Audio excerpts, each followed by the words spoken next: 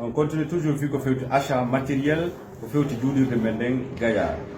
Niassagala e nder commune rurale Gaya o donc haray tout de suite après les autres points bando e ko nantata sifa muɗum on est venu maintenant fi ko fewti baafe ɗen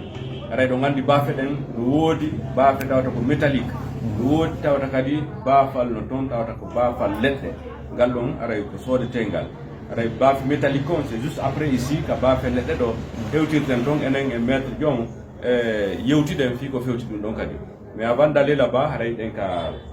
client ɓe meɗen ɗo fi ko fewti baafe leɗɗe on jarama ñala toon ɗo e jaam haray mbeɗen hewti kam on ɗo fi ko fewti baafe leɗɗe mbiɗen faala baafal leɗɗe gootal fi ko fewti juulirde nde komin fokkitini sengo Niassagala haray gonno won ɗo yeyirde baafe mon nde baafe ɗen ko 600 000 woni yeyde kono mbaaro yewtina o wi ko fi juulirde lawonɗa wawa yeyde ha 550 e yewti kadi ha ene ɗon on ɗoyti on 50 000 kadi ɓiti 10 000 kadi on 540 000 haray ko mi woni waɗirde ɗum c'est pour montrer que wonde manna ce n'est pas à 500 000 parce que ari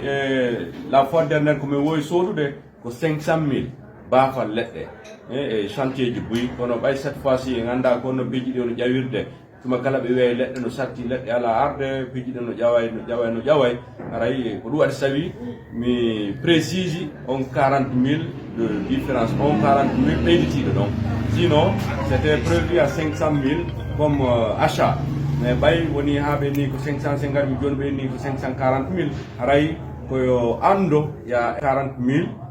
ɓeyditi ɗum e on 500 000 ɗon y a pas de souci haray ɓay ko golle ɗe fokkintinɗen haray e wawa e sodde juuɗe maɓɓe on 540 000 ɗon baafal leɗɗe on fi ko fewti juulirde men nde nan mette client on va le faire comme ça donc je pense que ici il y a 400 000 d'accord 1 2 3 4 5 900 000 on est 500 plus 40 000 540 000 d'accord donc c'est un peu ça haray wonɓe sifude mi wattani komin jarni on haray ko addi ɗi mboni ɗo haray ko Tanti Dalanda wonɓe États-Unis haray ko ɓe woni ko wallitori en fi ko fewti ngal baafal ɗo o baafal leɗɗe ɗo kamɓe kadi woni ko wallitori en fi ko fewti e baafe métallique ɗe yaheten ɗen joni soodo en haray fof muɗum en hollay enen e moƴƴinowo on ma moƴƴinɗo baafe on yewtiden anden ko jelu woni accanden ko jelu soodeten ɗum ɗon fof fi yo ando tigi tigi o muraɗin ko honno woniri haray e maɗum courte pause hewden fi ko fewti baafe e métallique on kadi voilà haray feendo sayɗo ɗon ka maître soudeur fi ko fewti baafe métallique on par ce que nane ɗon andi e yewno fi ko fewti baafal leɗɗe on haray ɗum ɗon woni ko sooduɗen les 540 000 fi ko fewti baafal leɗɗe gootal c'était prévu à 500 000 mais no tawruɗen noon tawi tigi tigi on ɓawi ko affaire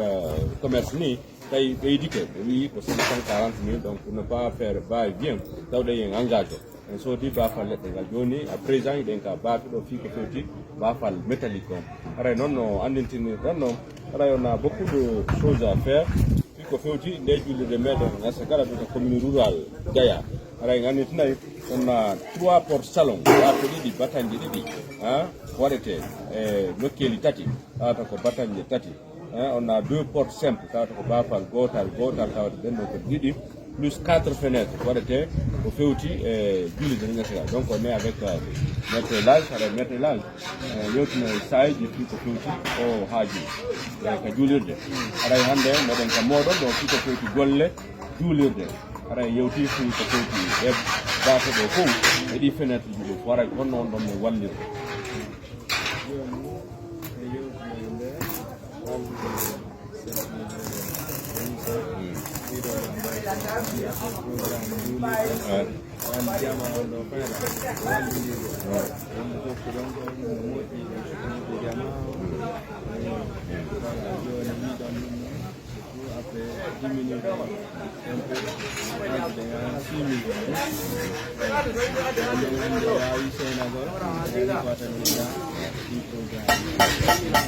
joni haray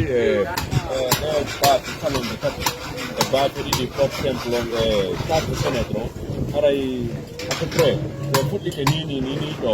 hannde haray ɗum ko combien de temps wawata ƴettudara woni disponible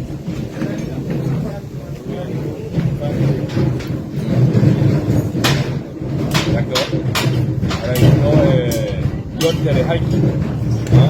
Donc cela veut dire ils ont une semaine pour faire ça. Il faut faire 3 salons, de simple, 4 fenêtres. Il doit y hanki vendredi à Ro, vraiment tout est fini. Me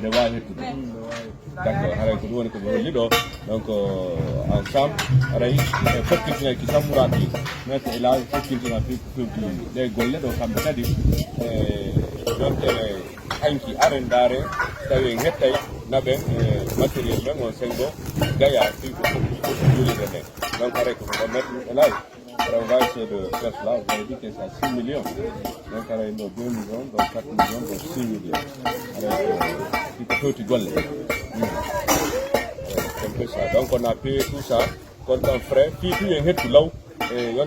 Haïti, Bangu, Aro, on a été on a été merci beaucoup à vous de mettre là. Puis, vous faites que nous sommes même comme vous avez un temps, fait fenêtre fou. On a arrêté tout Makala, puis qu'on continue chantier du Mendy. On a entendu que Kalawaliti, on a dit que nous avons fait un fil,